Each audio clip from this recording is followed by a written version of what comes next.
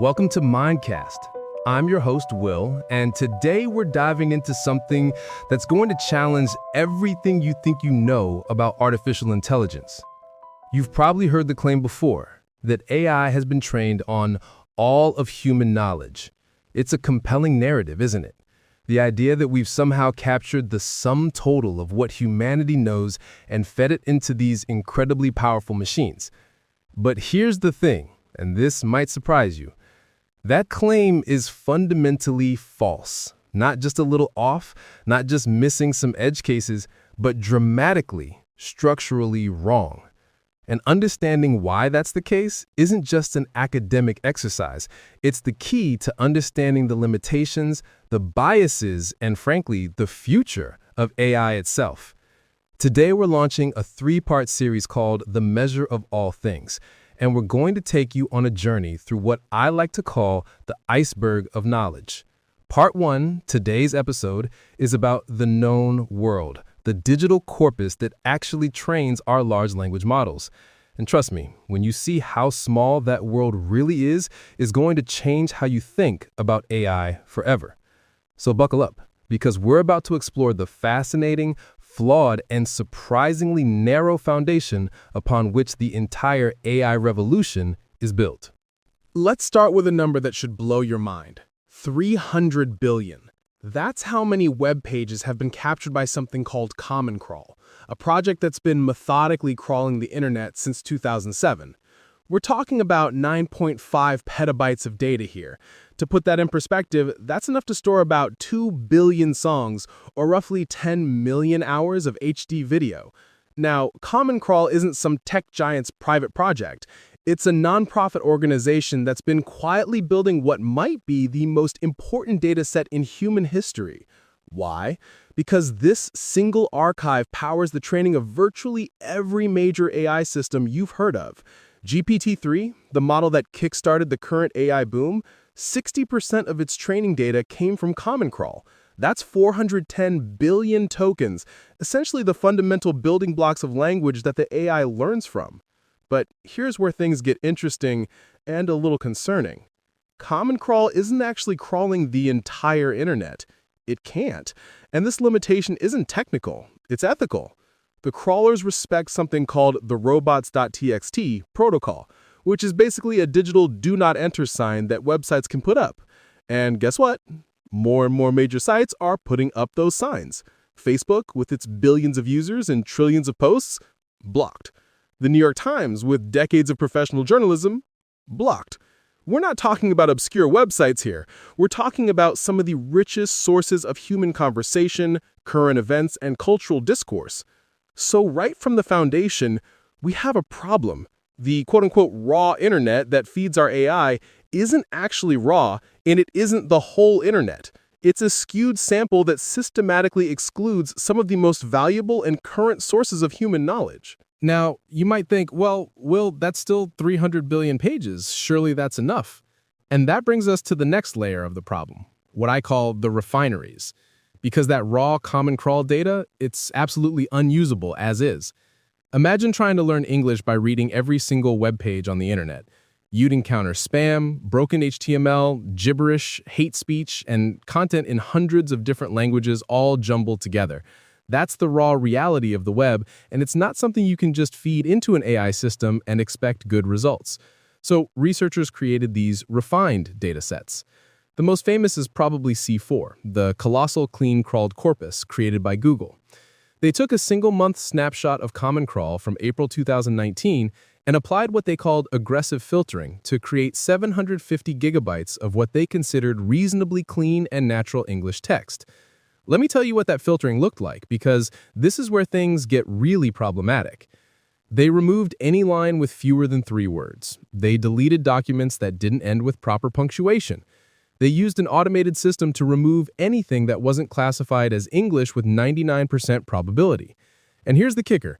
They deleted any web page that contained a word from an open source list called List of Dirty, Naughty, Obscene, and Otherwise Bad Words. Sounds reasonable, right? Clean up the data, remove the junk, focus on quality English text. But when researchers audited the results, they found something disturbing.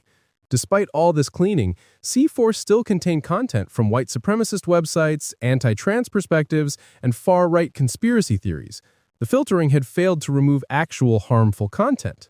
But worse than that, and this is the part that should really concern us, the filtering process itself became a source of bias. Studies found that the cleaning disproportionately removed content about and by marginalized communities. Text about LGBTQ+ people, even completely non-offensive content, was getting filtered out. Content written in African American English was being removed because it didn't match the algorithm's definition of standard English. Think about what this means. In trying to create clean data, they accidentally created a data set that was cleaner of minority voices. Now, to be fair to the researchers, some groups tried a different approach. Eleuther AI, a nonprofit research collective, created something called the pile. Instead of just cleaning up web data, they curated 22 different high-quality sources and combined them into an 825-gigabyte data set. This was much more intentional. They included academic papers from Archive, biomedical articles from PubMed, legal documents, patent data, and, yes, a filtered version of Common Crawl. But they also made some fascinating choices about what knowledge was important. They weighted academic papers more heavily than forum discussions. They included GitHub code repositories and YouTube subtitles. The pile represents a fascinating philosophical question. If you're going to train an AI system, what should it learn from? What types of human knowledge deserve more attention? Eleuther AI made explicit value judgments about this, essentially saying, we think language models should learn more from academic papers than from random web discussions. But the pile has its own controversy. One of its components, called Books 3, was compiled from a pirate website and contained over 170,000 copyrighted books. We're talking about a massive collection of pirated literature that was used to train AI systems that are now worth billions of dollars. This has led to major lawsuits and forced the creation of uncopyrighted versions of the pile. And here's something that illustrates the scale of the problem. GPT-3's creators admitted that their training data was contaminated with data from common test sets used to evaluate AI systems. Essentially, the AI had accidentally seen the answers to some of the tests it would later be evaluated on. Did they retrain the model? No. They said it would be too expensive. When you're dealing with datasets this massive, when you're scraping the entire internet, maintaining quality and ethics becomes virtually impossible at scale. So let's step back and look at the bigger picture, because we're starting to see a pattern here, what I call the curation cascade, where each step that's supposed to improve the data actually introduces new biases and limitations. It starts with the digital divide. Not everyone in the world has equal access to creating content online. Then Common Crawl's process prioritizes frequently linked sites, making content from niche or marginalized communities less likely to be included. Then the filtering algorithms apply Western, English-centric definitions of clean text. Finally, the curated datasets reflect the explicit value judgments of researchers about what knowledge matters most. The result isn't the neutral corpus of human knowledge. It's a highly processed artifact that reflects the biases of a relatively small group of mostly Western, mostly English-speaking technologists. Let me give you some concrete numbers that illustrate this. In Common Crawl's March 2023 snapshot, English accounted for 46% of all documents. The next most common languages, German, Russian, Japanese, French, Spanish, and Chinese, each made up less than 6%. But it gets even more extreme when we look at specific models. GPT-3's training data was reportedly 93% English. 93%! This is an AI system that's being deployed globally, influencing how billions of people access information, and it was trained almost entirely on English language content. Researchers have described this as giving AI systems an American accent. They don't just speak English, they think in particularly American ways about the world. And it's not just language. Remember how I mentioned that some filtering techniques keep only content that's similar to highly upvoted Reddit posts? Well, Reddit's user base has historically been dominated by young, white male users from English-speaking countries. So when you use Reddit as a quality filter for the entire internet, you're essentially saying that the knowledge and perspectives of this one demographic group should determine what counts as high-quality information for the rest of humanity. The implications of this are staggering. We're building AI systems that will shape education, healthcare, legal systems, and cultural production around the world, and they're trained primarily on the perspectives and knowledge of a narrow slice of humanity. Now, I want to be clear about something. I'm not saying that the researchers working on these datasets are intentionally trying to create biased systems. Many of them are genuinely trying to solve incredibly difficult problems. The challenge is that we're facing what I call the scale versus quality paradox. To train state-of-the-art AI systems, you need 1 trillion tokens of data. That's a scale that can only be achieved by automatically scraping the public web.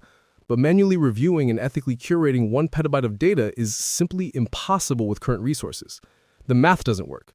You need armies of human reviewers working for decades. So we're forced into a compromise. We use automated systems to do the filtering, and those systems inevitably embed the biases of their creators. We rely on simple heuristics like remove documents with bad words that end up removing legitimate content from marginalized communities while missing sophisticated forms of hate speech and misinformation. This creates what researchers call a permanent tension in the field. You can train on vast, poorly filtered data and risk creating biased and potentially harmful models, or you can train on smaller, carefully curated data and risk creating less capable and less generalizable models.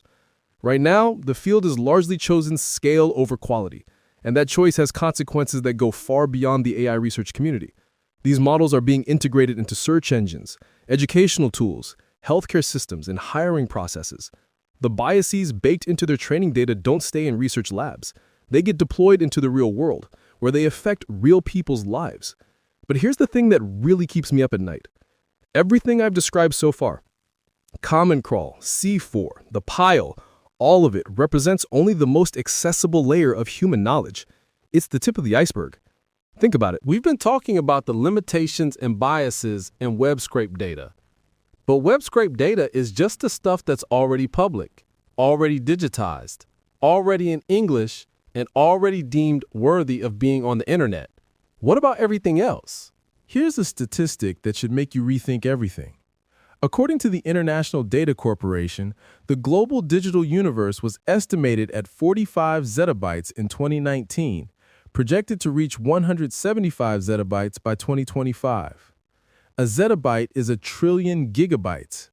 The datasets we've been talking about, these petabyte-scale training corpora that seem so massive, they're not even a rounding error in comparison to the total digital universe. But even that comparison misses the point, because most digital data isn't text that could be used to train language models. It's images, videos, audio streams, sensor readings from Internet of Things devices. It's private messages, internal corporate communications, classified government documents. And beyond the digital world entirely, there are centuries of human knowledge stored in physical archives. UNESCO's own archives are 95% undigitized. The United Nations archives in Geneva contain 15 linear kilometers of physical records, most of which have never been scanned. Major cultural institutions like the New York Public Library have thousands of unique collections that exist only in physical form. Then there are the forms of knowledge that resist digitization entirely. Indigenous oral traditions that are intentionally never written down to preserve their sacred nature. The tacit knowledge of master craftspeople who can diagnose a machine's problem by sound or adjust a recipe by feel. The collective memory of communities, the embodied expertise of skilled practitioners.